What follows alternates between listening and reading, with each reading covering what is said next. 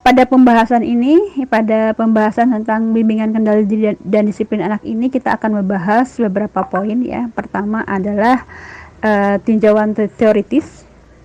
Kemudian juga kita akan membahas tentang mengapa penting kita memberikan bimbingan kendali diri. Kemudian apa akibatnya jika tidak memperoleh bimbingan dan aturan atau batasan yang diberikan. Bagaimana proses pembentukan perilaku pada anak. Kemudian hal-hal yang terkait dengan aturan yang adil dan realistik. Dan juga yang terakhir adalah bagaimana langkah-langkah untuk memenuhi aturan dan membimbing kendali diri. Memasuki kepada pembahasan yang pertama tentang tinjauan teoritis ya, bahwa manusia itu tumbuh dan berkembang mulai dari tidak bisa apa-apa menjadi bisa ya, tidak tahu menjadi tahu, dari lemah menjadi kuat, dari labil menjadi stabil ya, dari impulsif menjadi terkendali. Nah, jadi kalau kita bicara tumbuh kembang ya, bahwa manusia tumbuh dan berkembang, itu dipengaruhi oleh proses perubahannya dipengaruhi oleh adanya kematangan dan stimulasi ya. Kedua hal ini tidak bisa ditiadakan, jadi kedua-duanya harus ada ya. Ketika kita bicara kematangan itu terkait dengan kondisi organis atau fisik ya, kondisi organ atau fisik dan perkembangan syaraf yang dimiliki ya, dan hal ini nggak bisa dipaksakan. Contohnya seperti apa? Contohnya anak usia 6 bulan dia tidak bisa dipaksakan untuk belajar berjalan. Kenapa? Karena dia belum di kematangan. Struktur kakinya dia belum bisa, struktur tubuhnya belum bisa menyanggah tubuhnya ya. Kakinya masih lemah, dia belum kokoh, belum bisa menyanggahnya untuk belajar berjalan ya. Artinya dia belum memperoleh, usia 6 bulan belum memperoleh kematangan untuk berjalan. Di sisi lain, ketika seorang anak dia sudah memiliki kaki dan struktur tubuh yang memang dia mampu menyanggah dirinya, tetapi tidak diberikan stimulasi untuk berjalan, maka anak itu juga tidak bisa berjalan gitu ya. Jadi memang ketika kita bicara perkembangan itu akan dibutuhkan adanya kematangan dan stimulasi. Terkait tumbuh kembang dalam kendali dan disiplin, itu menyangkut kemampuan pengelolaan dorongan dalam diri. Pada bayi, hal ini belum berkembang. Mereka masih bergerak tanpa arah, ya, belum mampu menahan diri. Bayi ini masih lemah, karena lemah sehingga untuk pemenuhan kebutuhannya mereka masih membutuhkan ya, lingkungan untuk memenuhi kebutuhannya. Ya. Nah, di sini untuk memenuhi kebutuhan saja seorang bayi dia membutuhkan lingkungan, apalagi untuk menahan diri. Ya. Demikian berkembang ketika distimulasi bayi ini untuk mampu yang gerakannya ternyata tanpa arah menjadi memiliki arah, itu membutuhkan adanya stimulasi. Demikian juga dalam pengendalian diri ya. Anak berkembang dari bayi kemudian kepada anak. Nah, mereka membutuhkan yang namanya bimbingan dalam rangka pengelolaan dalam dirinya. Tugas orang tua dalam konteks pengasuhan dalam hal membimbing anak dalam mengendalikan dirinya ya. Tadi disampaikan bahwa seorang bayi itu berawal dari mereka tidak memiliki arahan, mereka bergerak sesuai dengan dorongan-dorongannya ya. Dan ketika mereka berkembang ya, bahwa orang tua perlu menyeimbangkan dorongan-dorongan yang dimiliki oleh seorang anak ya, agar sesuai dengan aturan yang ada di lingkungan. Contohnya adalah ketika seorang anak ingin memiliki mainan seperti temannya ya, memiliki mainan temannya, maka anak itu tidak langsung mengambil mainan teman tersebut ya. Anak itu harus izin dulu gitu ya, harus izin dulu bolehkah saya pinjam mainanmu gitu ya. Ketika diizinkan, maka baru anak itu bisa memainkan mainan tersebut ya. Jadi kita sebagai orang tua perlu membimbing mereka bagaimana anak-anak memenuhi keinginannya, dorongan-dorongan yang ada dalam dirinya, tapi juga memang disesuaikan dengan aturan yang ada di lingkungan. Beragam orang tua menyikapi bagaimana keinginan anak-anak ya. Ada orang tua yang membiarkan anak mengikuti dorongannya ya.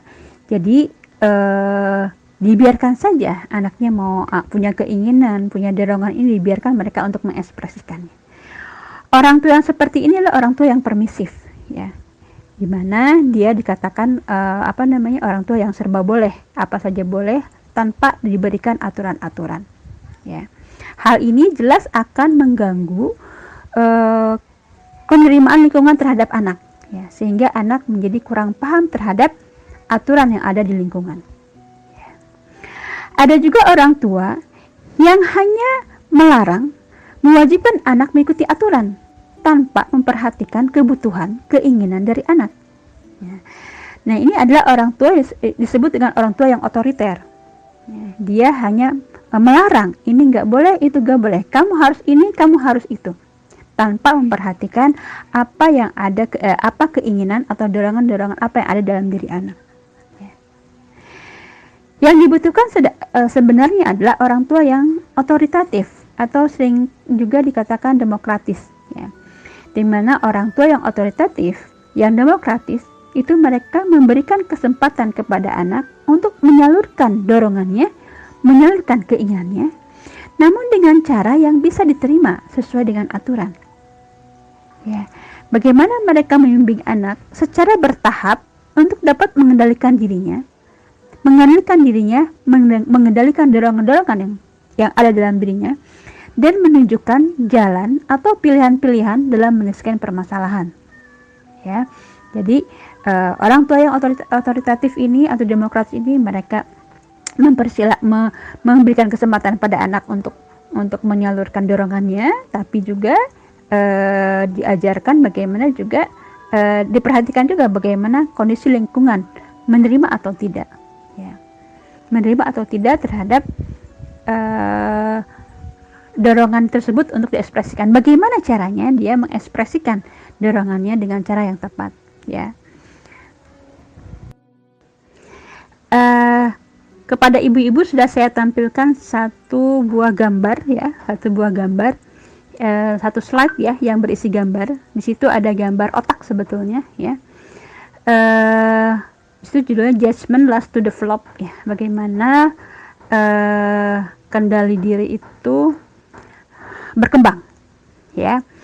Di situ ada gambar empat buah otak ya, 4 buah otak ya. Ada otak untuk usia 5 tahun ya. Kemudian ada preteen brain, itu otak untuk preteen, itu sekitar usia 9-10 tahun ya. Kemudian teen brain itu usia remaja, dan 20 tahun ya, ada otak 20 tahun. Kemudian di bawahnya juga itu ada spektrum warna ya, mulai ada merah, orange, kuning, hijau, biru ya, biru muda sampai menuju biru gelap. Nah, kemudian di situ juga ada kotak, ada kotak kecil ya, yang coba kita perhatikan ya. Di usia 5 tahun itu kotak kecilnya masih berwarna merah ya. Di usia preteen itu merahnya yang mendominasi adalah warna kuning. Di usia teen brain itu mendominasi warna hijau ya, dan di usia 20 tahun itu mendominasi warna biru. Nah, warna ini menunjukkan kematangan dari otak dalam hal pengendalian diri ya. Kalau kita perhatikan merah ya, pada anak usia 5 tahun merah berarti anak ini memang pengendalian dirinya belum berkembang ya, karena dia masih merah gitu ya.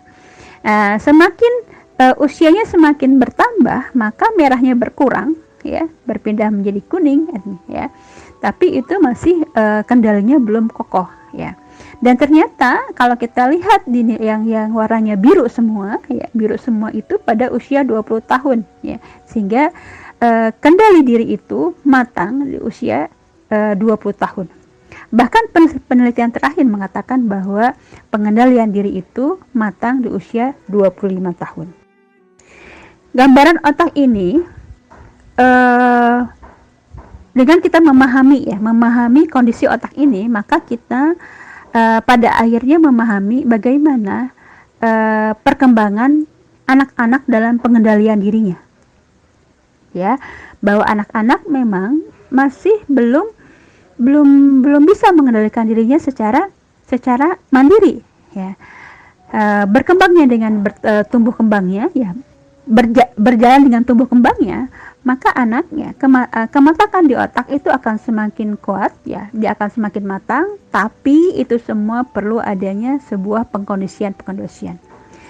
Dengan memahami hal ini, sehingga kita sebagai orang tua tidak memaksakan anak untuk mengikuti aturan yang terlalu cepat, ya, yang belum sesuai, ya.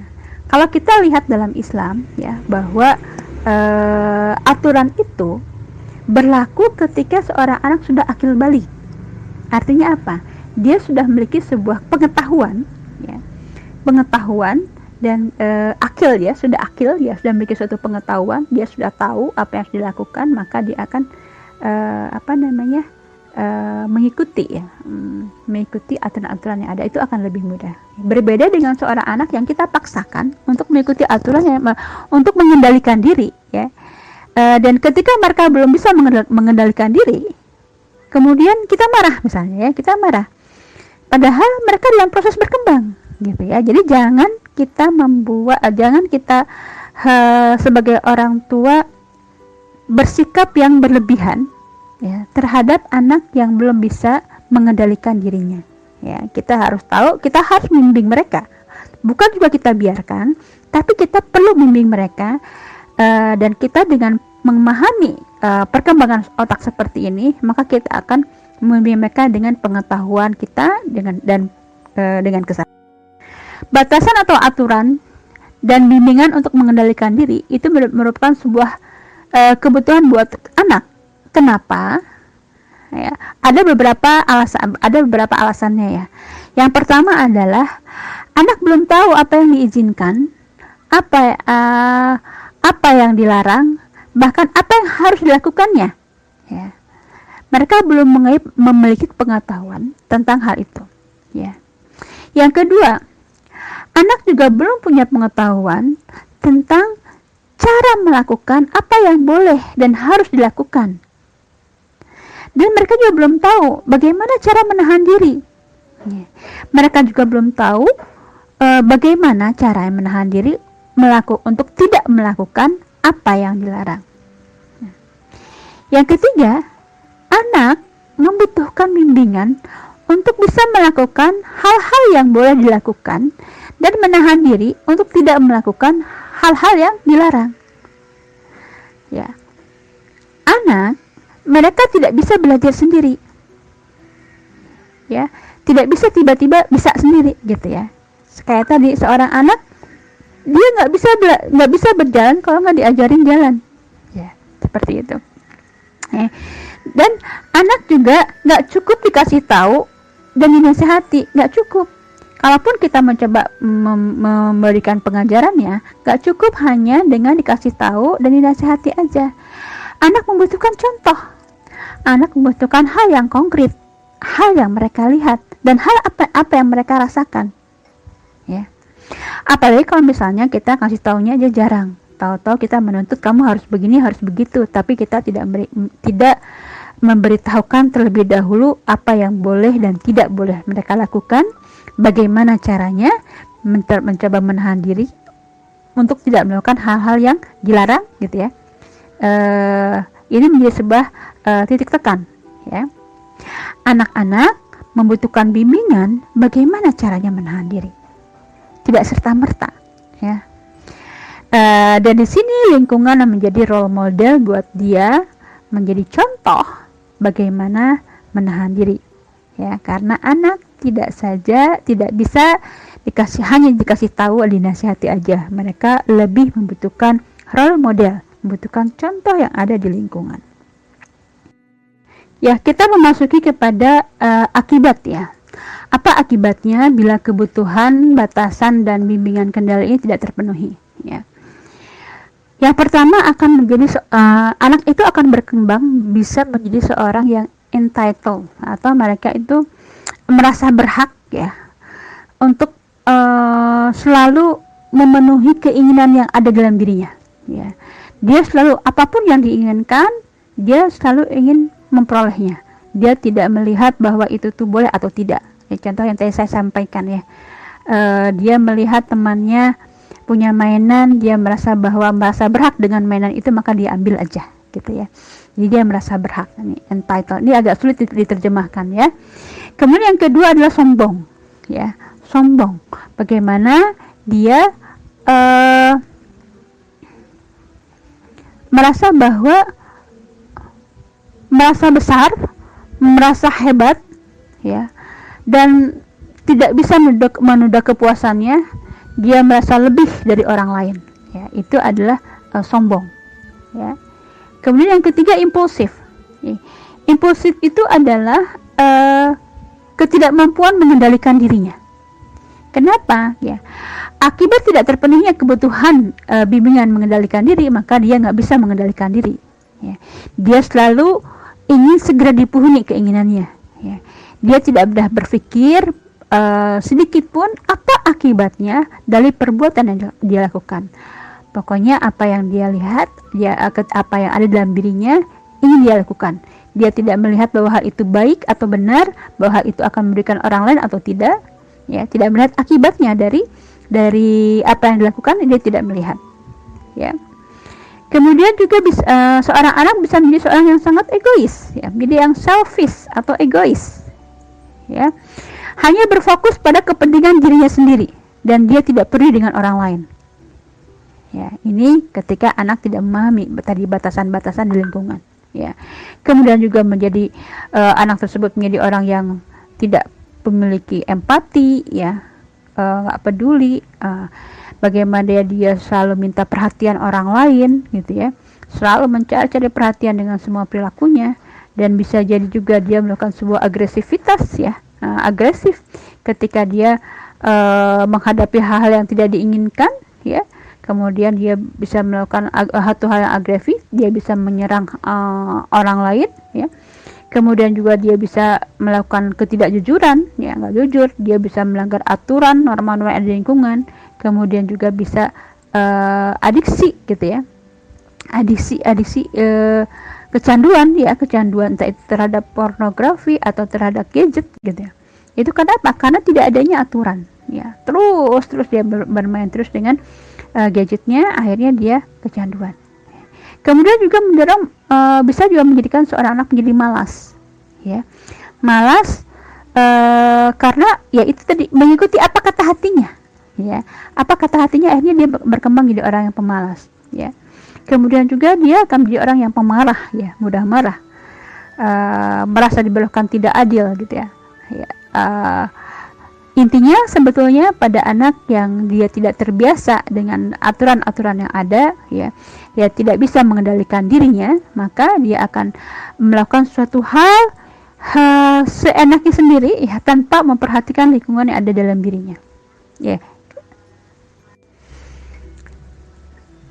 Kenapa ada orang tua yang mereka tidak memberikan batasan ya? Pertama, adanya kurangnya pengetahuan orang tua terhadap karakteristik anak, kebutuhan anak terhadap aturan gitu ya, pentingnya konsekuensi gitu ya. Dia orang tua kurang pengetahuan tentang hal itu. Kemudian juga kesulitan orang tua bersikap konsekuen dengan tetap bersikap adil ya. Kadang orang tua memberikan aturan misalnya ya, tapi nggak konsisten. Ini juga menjadi masalah gitu ya, sehingga memang anak terbiasa ketika diberikan aturan, nanti juga dilanggar ya, nanti juga aturan itu tidak berjalan ya.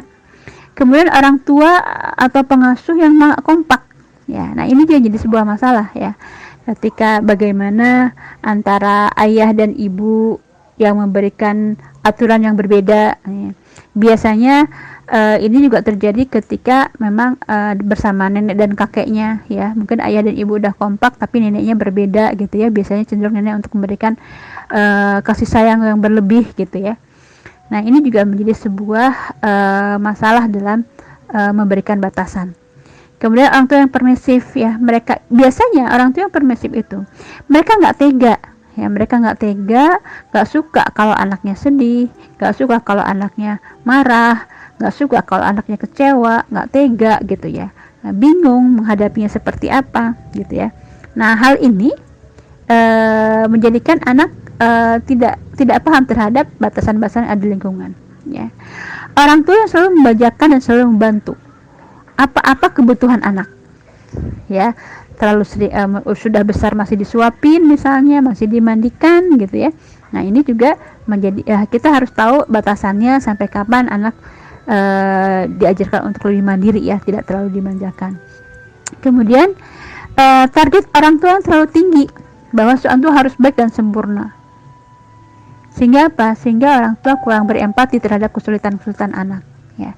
Ini pada akhirnya ya kecenderungan kepada orang tua yang otoriter gitu ya. Dia tidak punya empati, pokoknya kamu harus begini, harus begitu, sehingga orang tua tidak tepat dalam memberikan batasannya, ya. Kemudian orang tua yang tidak sadar atau sibuk dalam pendampingan anak secara bertahap. Anak yang diabaikan, ya, orang tua yang punya masalah, itu juga ya menjadi permasalahan dalam pemahaman anak terhadap batasan-batasan yang ada di lingkungan, ya.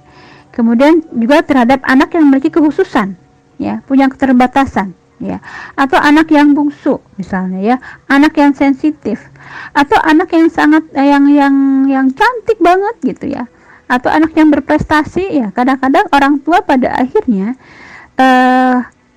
tidak adil dalam memberikan aturan-aturannya, ya. Ini juga menjadi sebuah penyebab, ya, dengan dalam penerapan aturan atau batasan kepada anak-anak, ya. Pada dasarnya aturan dan batasan, ya, itu merupakan sesuatu kebutuhan pada anak, agar anak mengetahui apa yang boleh dan tidak boleh dia lakukan gitu ya. Dan sebetulnya dengan aturan seperti ini mendefinisikan dengan lebih jelas pada anak-anak, ya, mereka harus seperti apa, ya. Dan ini membuat mereka lebih nyaman dibanding mereka nggak tahu apa yang mereka lakukan, ya. Mereka tidak tahu apa yang boleh dan tidak boleh mereka lakukan. Ketika mereka melakukan sesuatu, ternyata dia mendapatkan hukuman misalnya, ya. Dia mendapatkan perlakuan yang tidak menyenangkan. Nah, ini lebih tidak fair lagi sebetulnya, ya. Ya, kita masuk kepada pembentukan perilaku. Bagaimana perilaku itu terbentuk, ya. Secara umum, ya, bagaimana secara ringkas, ya, bagaimana perilaku terbentuk, ya. Ada stimulus, ada respon, ada konsekuensi, ya. Saya berikan contohnya misalnya begini. Ada seorang anak yang dia mencuci piring misalkan, membantu mencuci piring. Nah, bagaimana respon orang tua? Ya. Ketika orang tua memuji gitu ya, wah pintar, terima kasih ya, kamu sudah membantu mama gitu ya. Maka anak akan mendapatkan konsekuensi yang positif, ya. Sehingga dia akan memperkuat, ya, konsekuensi positif ini akan memperkuat perilakunya. Oh, maka saya akan cuci piring gitu ya. Saya akan membantu mama cuci piring, ya. Setelah saya makan, saya bantu cuci piring. Tapi ketika seorang anak, ya, dia mencuci piring, tapi kemudian respon orang tuanya, kamu ini berantakin aja, becek nanti ini begini gitu ya. Respon orang tuanya seperti itu, maka pada akhirnya akan yang terbentuk pada diri anak adalah bahwa oh ini konsekuensinya negatif. Sehingga apa? Sehingga anak akan menghilangkan perilaku tersebut. Nah, ya, itu adalah pembentukan perilaku. Sehingga di sini apa? Dalam pembentukan perilaku memang membutuhkan adanya respon yang tepat, ya. Dari setiap stimulus, dari setiap perilaku apa yang yang dilakukan oleh anak, maka kita melakukan respon yang tepat, sehingga apakah perilaku itu perlu diperkuat atau perilaku itu perlu dihilangkan. Ada dua prinsip sederhana dalam pengasuhan, ya. Yang pertama adalah perilaku yang menghasilkan konsekuensi emosi positif akan berpeluang berulang kembali. Nah, ya, sehingga dengan seperti ini, ketika kita ingin anak kita mengulang perilakunya, maka kita perlu memberikan konsekuensi emosi positif. Ya, seperti tadi misalnya, ya. Oh, anak ini ketika anak tadi setelah makan dia cuci piring sendiri gitu, ya. Maka kita perlu memberikan konsekuensinya, ya, konsekuensi positifnya, ya. Terlepas dari cara-cara dia yang kurang tepat, misalnya nggak bersih misalnya, maka kita perlu bimbing mereka bagaimana caranya mencuci yang bersih. Kalau memang pada akhirnya menjadi becek, bagaimana caranya biar tidak menjadi becek kemana-mana misalnya, ya. Itu yang perlu kita lakukan, ya. Jika seorang anak kemudian ketika mencuci piring dia mendapatkan konsekuensi negatif, konsekuensi emosi yang negatif, dia tidak karena sikap orang tuanya, ya, sehingga tidak merasakan kesenangan, maka dia ketika dia besar, ketika dia remaja, maka dia merasa ngapain aku cuci piring, dia nggak mau lagi membantu ibunya gitu, ya, mencuci piring. Nah, ini perlu diperhatikan, ya. Kemudian yang kedua, prinsip kedua adalah perilaku yang menghasilkan konsekuensi emosi negatif akan berpeluang menghilang. Ya, jadi kalau misalnya tadi si anak cuci piring, sebetulnya habis makan cuci piring kan bagus gitu, ya, buat anak balita gitu, ya. Kita karena sebetulnya kan awalnya dia meniru tadi, ya, dia meniru, ngelihat ibunya kalau habis makan cuci piring, maka dia ikut-ikutan gitu, ya, dia ikut-ikutan. Tapi ketika dia mengikuti, dia mendapatkan cemoohan, kamu nanti nyucinya nggak bersih gitu, ya, sehingga apa, perilaku itu akan menghilang, ya. Dia nggak mau lagi cuci piring, ya, karena ya dia ketika melakukan sebuah perilaku tersebut, dia merasakan suatu hal yang tidak menyenangkan. Bicara tentang aturan atau batasan, ya, ini ibu-ibu mohon maaf, ya, kalau saya bicara aturan berarti batasan itu aturan, ya. Kadang-kadang saya bicaranya aturan, kadang batasan, ya. Jadi ketika kita bicara batasannya seperti apa sih yang bagus gitu, ya, batasan yang seperti apa yang bagus, yang baik, maka batasan atau aturan yang dibutuhkan itu adalah yang adil, yang masuk akal dan realistik, ya. Dan ini harusnya mengacu pada aspek-aspek perkembangan pada anak, ya, disesuaikan dengan perkembangan anaknya maksudnya, ya, dan juga disesuaikan dengan tugas perkembangannya, ya. Yang seperti apa aturan yang adil dan yang baik itu, yang adil, masuk akal dan realistik tadi? Yang pertama adalah adanya peringatan. Peringatan ini berguna untuk mempersiapkan anak, ya. Di sini bagaimana orang tua menghargai anak dan dia bisa berlaku adil, ya. Memberikan kesempatan kepada anak untuk menyadari akan adanya konsekuensi, ya. Dan ketika orang tua memberi konsekuensi kepada anak, maka anak mau menerimanya karena memang udah tahu sebelumnya. Contohnya begini misalnya, ya, ketika kita akan pergi ke rumah kerabat misalnya, ya, hari ini kita akan ke rumah om siapa gitu, ya, kita akan ke rumah nenek misalnya. Nanti di rumah nenek apa yang boleh dan tidak boleh dia lakukan itu kita sampaikan, ya. Misalnya kalau di rumah nenek banyak keramik misalnya, ya, banyak benda-benda yang pecah belah, maka apa yang harus dilakukan? Nanti kalau di sana tidak berlari-lari dalam ruangan, ya, jalannya pelan-pelan aja. Kalau kamu mau berlari di luar misalnya, tidak bermain bola di dalam ruangan misalnya gitu, tidak masuk ke kamar orang lain tanpa izin. Nah, ini adalah peringatan, ya. Peringatan aturan harus kita berikan kepada mereka, ya, sehingga mereka paham, ya. Jangan sampai kita tidak memberikan aturannya, ketika sampai kita di rumah neneknya, kemudian anaknya lari-lari, kemudian tanpa sengaja dia memecahkan vas bunga misalnya atau keramik neneknya gitu, ya, langsung kita marahi gitu, ya.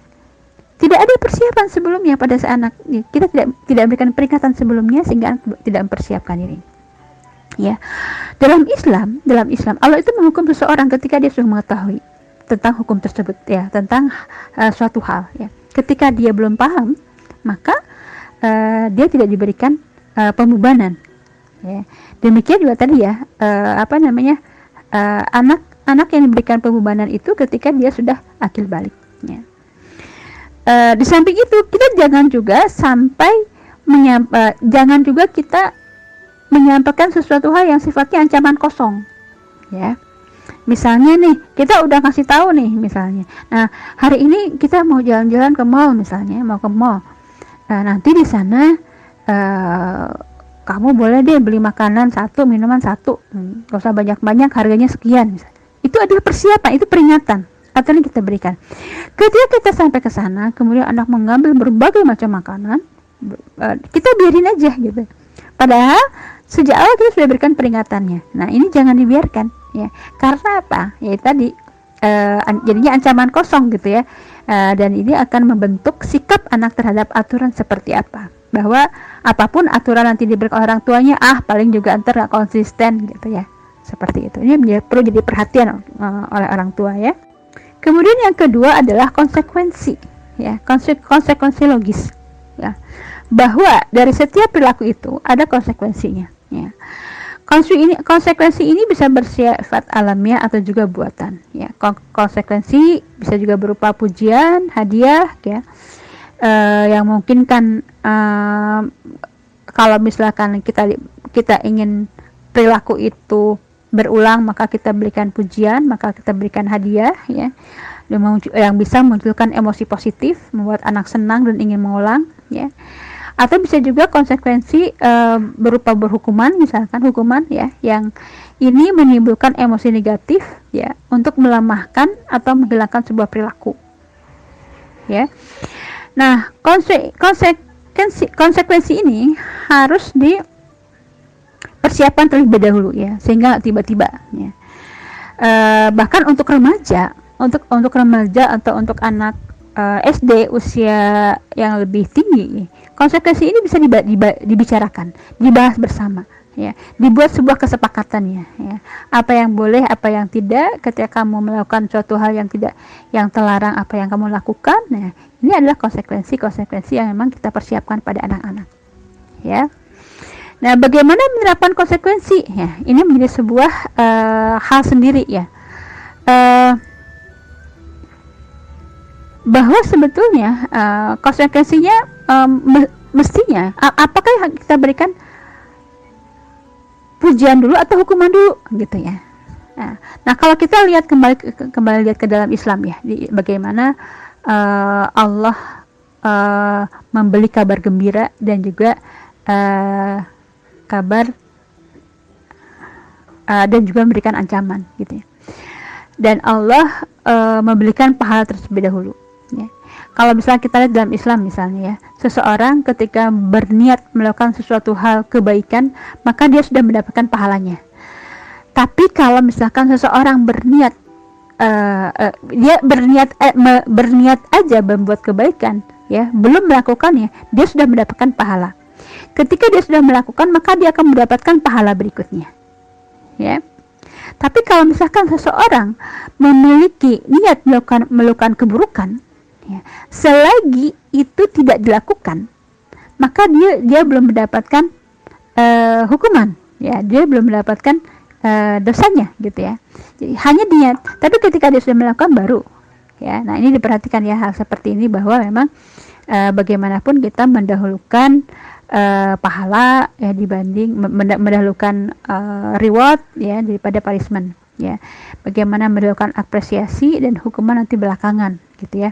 Hukuman itu memang kita berikan ketika memang ada kesalahan yang memang dipahami oleh dia, ya. Diberikan peringatan terlebih dahulu sebelumnya.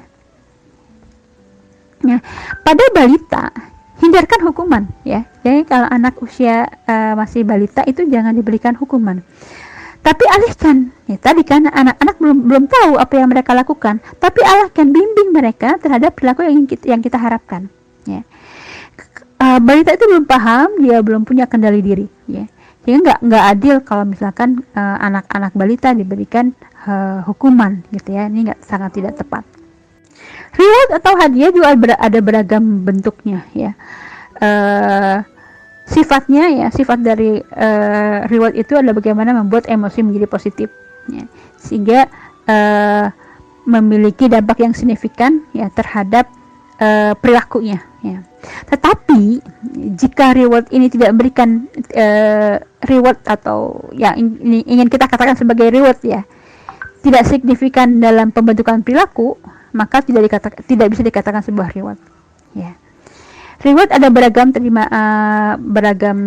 bentuk, ya. Ada yang bentuk ada hadiah, ya, ada hadiah dalam bentuk materi, ya. Nah, hadiah dalam bentuk materi ini sifatnya cepat berubah, ya. Dan juga dia akan terus meningkat ke kalau misalkan dia biasa mendapatkan ketika dia melakukan kebaikan, misalkan, ya, dia mendapatkan uang 1.000 gitu, ya. Nanti lama-kelamaan 1.000 itu akan gak cukup lagi. Dia akan minta meningkat gitu, ya, seperti itu, ya. Ada juga apresiasi, gitu, ya, bentuk apresiasi, persetujuan, pengakuan. Nah, ini efeknya lebih baik, ya, dibanding hadiah bentuk reward yang pertama, hadiah materi tadi, ya. Karena anak merasa lebih dihargai, dan itu lebih kepuasan terhadap kondisi psikisnya lebih besar, ya. Yang ketiga, bisa juga diberikan sebuah kebebasan, ya, kebebasan terutama ini pada remaja, ya. Pada remaja mereka diberikan kebebasan untuk lebih mandiri, ya, untuk lebih mandiri, tapi tentu saja kebebasan ini yang bertanggung jawab, ya, tetap ada dalam rambu-rambu. Nah, bagaimana kita memberikan pujian, ya? Memberikan pujian juga itu memiliki ada aturan-aturannya, ya. Bagaimana kita memuji anak itu? Yang kita puji adalah usaha anak, bukan hasilnya. Wah, kamu sudah berusaha dengan hebat, gitu, ya.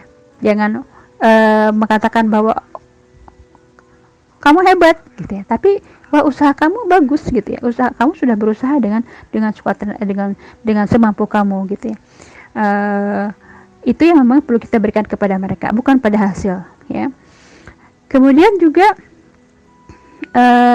kita harus fokus pada hal-hal yang sifatnya positif, ya. Misalnya kita fokus pada kejujuran dibandingkan dengan nilai yang baik, gitu, ya. Jangan sampai anak mendapatkan nilai yang baik, yang bagus, tapi melalui nyonteknya. Nah, ini yang kita harus tahu fokusnya pada yang mana nih, ya, kejujuran atau nilai ujian yang baik, gitu, ya. Nah, yang positif yang mana, gitu, ya. Jangan sampai tadi anak mendapat nilai yang baik tapi melalui nyontek. Tapi kita lebih baik mungkin dia jujur, tapi dia memang itu usaha dia sendiri, gitu, ya. Terus juga hindari sesuatu yang bukan usaha daripada anak, bukan usaha anak. Misalnya, waduh, motor kamu hebat, ya, bagus, misalnya. Padahal motornya bukan usaha sendiri, ya, dibeliin orang tuanya, ya. Waduh, kamu cantik, gitu, ya. Ya, seperti itu, ya, hal-hal yang memang bukan dari usaha anak, ya. Jadi memang ditekankan di sini ketika kita memuji itu adalah bagaimana kita memuji usaha dan proses yang anak lakukan. Lantas bagaimana dengan hukuman, dengan punishment, ya? Punishment itu pada dasarnya adalah konsekuensi yang perlu dihindari, ya. Dan tujuannya adalah menghilangkan perilaku, ya. Jadi kalau misalnya kita memberikan hukuman tapi anak itu tetap melakukan, gitu, ya, berarti ini nggak efektif, ya. Ada beberapa yang perlu diperhatikan dalam memberikan punishment, ya. Pertama, tidak menjadikan aktivitas yang harus dilakukan sebagai hukuman. Misalnya, ya, dihukum, ya udah hukumannya kamu harus tilawah sekian halaman, misalkan, ya, ngaji Quran sekian halaman, ya. sehingga menjadikan mengaji itu, aktivitas ibadah itu menjadi sebuah beban, ya. Kemudian juga hindari konsekuensi hukuman fisik, ya. Ini hindari, kenapa? Ini akan melukai harga diri, ya. Ini akan memposisikan anak menjadi objek, dan ini biasanya orang tua itu akan kehabisan ide dengan cara seperti apa lagi gitu ya. Kemudian hukuman fisik militer juga itu coba untuk dihindari, ya. Itu hukuman fisik kayak push up bisa dilakukan, ya, pada konteks kegiatan, ya, kegiatan. Kalau misalnya pada remaja, nah itu ketika dia dalam rangka konteks menjaga kebugarannya gitu ya, dia disuruh lari, push up, ya, itu bisa saja gitu ya. Di fisik seperti itu. Hanya memang kita juga perlu perhatikan kemampuan anak sejauh mana. Jangan sampai disuruh push up-nya melebihi dari kemampuan dia, gitu ya. Jadi kalau dia bisanya push up 5 kali, ya udah 5 kali, jangan baru belum terbiasa ujuk-ujuk disuruh 10 kali misalkan. Kalau dia cuma 3 kali, ya udah 3 kali gitu. Seperti itu. Hindari judging atau pelabelan negatif pada anak, ya. Karena sebetulnya ini juga akan membangun harga diri anak, dan itu justru akan menjadikan persepsi terhadap dirinya, ya. Ini sangat tidak dianjurkan, ya, sangat tidak baik. Kemudian juga hukuman jangan menakut-nakuti, jangan hal sifatnya tidak realistis, ya, yang tidak mungkin dilaksanakan. Contohnya misalnya begini, kalau kamu melakukan hal itu udah dipecat jadi anak misalnya. Atau pergi aja dari rumah ini gitu ya. Apakah mungkin ya orang tua seperti itu gitu ya? Ini kan suatu hal yang tidak tepat, ya. Jadi memang ketika memang kita mau memberikan hukuman harus yang realistis, ya. Jangan buat hukuman yang berkaitan dengan kebutuhan dasar anak, ya, baik itu fisik atau psikologis, ya. Misalnya, udah kalau kamu tidak mengerjakan ini maka kamu nggak boleh makan, ya. Kalau kamu nggak begitu maka kamu akan disayang, gitu ya. Ini artinya sayangnya bersyarat, cintanya bersyarat. Nah ini perlu dihindari ya oleh orang tua, ya. Hindari hukuman dengan buat harga diri anak jatuh. Intinya itu ya, bagaimana jangan sampai memang hukuman itu membuat harga diri anak jatuh. Yang ketiga, kalau tadi yang pertama peringatan, yang kedua adanya konsekuensi, ya, ada konsekuensi hadiah dan juga hukuman. Kemudian yang ketiga adalah bagaimana membuat aturan itu harus yang adil, ya. Adil, jadi aturan itu adil dalam hal konten, aturan tidak berdasarkan pada kemarahan, bukan pada dasar penolakan kepada anak gitu ya, tapi juga memang betul-betul dalam rangka untuk membentuk perilaku yang baik, ya. Dan juga adil dalam pelaksanaannya, ya, tidak hanya berlaku pada anak saja tapi juga berlaku pada orang tua, ya. Misalnya dalam penggunaan gadget gitu ya, bagaimana menggunakan gadget yang benar, bagaimana jangan sampai kita memberikan aturan kepada anak tentang gadget, ya, ternyata orang tua tidak memenuhi. Yang sering kali juga misalkan dalam merokok gitu ya, kata ayahnya gini, kamu jangan suka merokok, jangan ikutin ayah gitu misalnya, ya. Ayah mah udah tua, kamu masih muda, ya sama aja ya. Nah itu juga artinya aturannya tidak sejalan. Jadi ketika kita memberikan aturan, sebetulnya bagaimana juga kita harus mengikuti aturan tersebut gitu ya. Kemudian yang keempat, bahwa konten aturan itu mengacu pada perkembangan anak, ya, melihat kondisi, mempertimbangkan berbagai macam efek pada perkembangan anak, melihat lingkungan sosialnya seperti apa, ya. Kemudian fokus pada tujuan dan fleksibel dengan caranya. Jadi tujuannya apa nih membentukannya, jadi kita caranya sih nggak harus kaku gitu ya, seperti itu. Terus juga kita perlu membedakan antara keras dan tegas. Saya sudah menyampaikan situ ya, ada perbedaan keras dan tegas gitu ya. Itu bagaimana yang perlu kita kedepankan itu bagaimana kita bersikap tegas, bukan bersikap keras, Ya, bagaimana kita mendisiplinkan anak-anak itu dengan ketegasan, bukan dengan kekerasan. Ya, silakan ya. Ini waktu kita sudah melewati ini sebenarnya, tapi belum selesai. Ini jadi gimana nih ya? Kita lanjutkan sedikit lagi ya, ibu-ibu ya, mohon waktunya. Ya, kemudian juga kapan nih mulai menegakkan disiplin? Ya, nah usia 2 tahun anak sudah paham terhadap aturan. Ya. Dan kita memang di usia balita ini fokus kepada membimbing perilaku, bukan kepada hukuman. Nah, ini perlu dicermati betul ya. Jadi sekali lagi, di usia 2 tahun kita sudah bisa nih mengajari anak kepada aturan-aturan yang ada ya. Bagaimana kita membimbing mereka terhadap perilaku yang tepat gitu ya, seperti itu. Ya. Kemudian harus ada contoh dari lingkungan, dari orang tua dan lingkungan ya. Jadi kita berikan aturan dan kita mencontohkan bagaimana menjalankan aturan tersebut ya. Kemudian juga harus ada pemahaman logis tentang aturan. Kenapa mama kasih aturan begini? Kenapa mama perlu membatasi kamu dalam menggunakan gadget ya? Apa alasannya ya? Apa yang perlu diperhatikan ya, itu perlu dibahas ya, apalagi kepada anak-anak sudah remaja atau dari usia SD kelas 3 ke atas, itu sudah harus bisa disampaikan pemahaman logis tentang aturan, sehingga mereka juga menjalankan aturan dengan tepat. Kemudian tetap dengan secure attachment ya, tetap dengan membuat anak tetap merasakan kenyamanan dengan kita ya, tetap dijalankan. Kemudian memperhatikan juga tentang pola asuh yang tepat seperti apa. Bagaimana langkah-langkahnya dalam memenuhi kebutuhan batasan dan bimbingan kendali ini gitu ya. Pertama tadi ya, sebetulnya memperkuat secure attachment. Jadi jangan lupakan bahwa secure attachment ini adalah suatu hal yang sangat mendasar.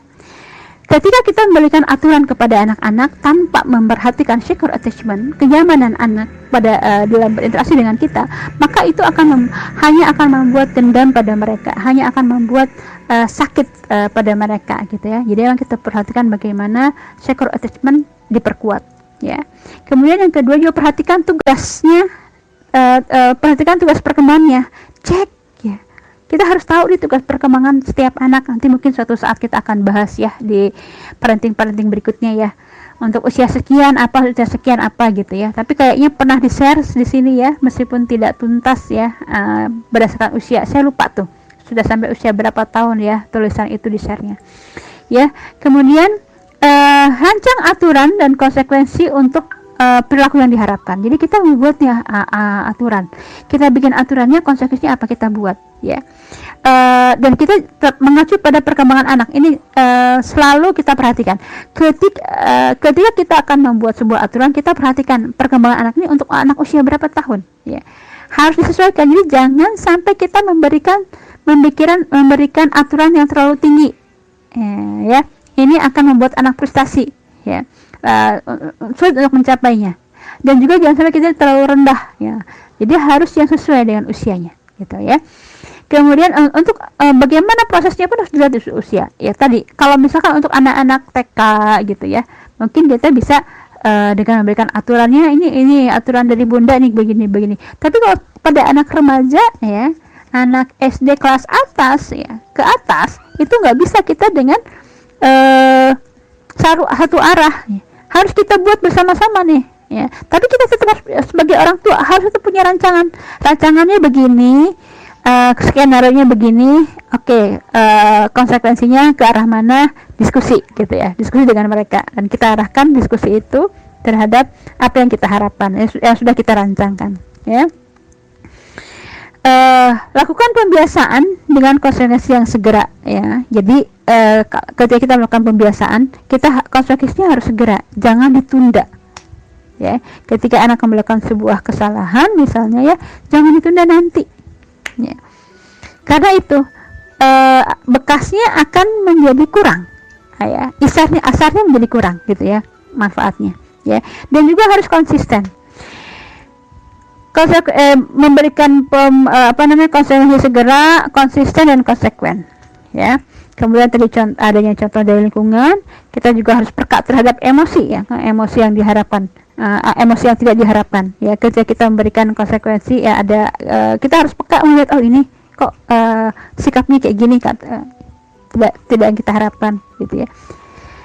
Sehingga kita bisa bagaimana mencoba meluruskan ya. Target menerapkan aturan yang disiplin bukan untuk takut pada orang tua ya. Jadi sebetulnya kalau hanya takut pada orang tua, ini cuma bertahan sebentar aja ya. Nanti hubungannya jadi nggak baik. Jadi sebetulnya target menerapkan aturan disiplin itu adalah bagaimana kita membentuk perilaku yang baik, yang benar, yang bertanggung jawab ya, sesuai dengan aturan-aturan yang ada di lingkungan ya. Di sini kita juga perlu mengenalkan kepada mereka terhadap waskat Allah ya, pengawasan melekat dari Allah ya, bahwa aturan ini kita buat bukan untuk kepentingan orang tua, tapi juga untuk perbaikan mereka. Ini perlu disampaikan kepada mereka ya. Untuk perbaikan mereka, untuk kebahagiaan mereka, untuk menjadikan mereka pribadi-pribadi yang memang benar gitu ya, pribadi-pribadi yang utuh gitu ya. Wallahu bisawab. Ibu-ibu sekalian, mungkin itu yang bisa saya sampaikan. Mohon maaf ini sudah melebihi waktu, mudah-mudahan bisa bermanfaat.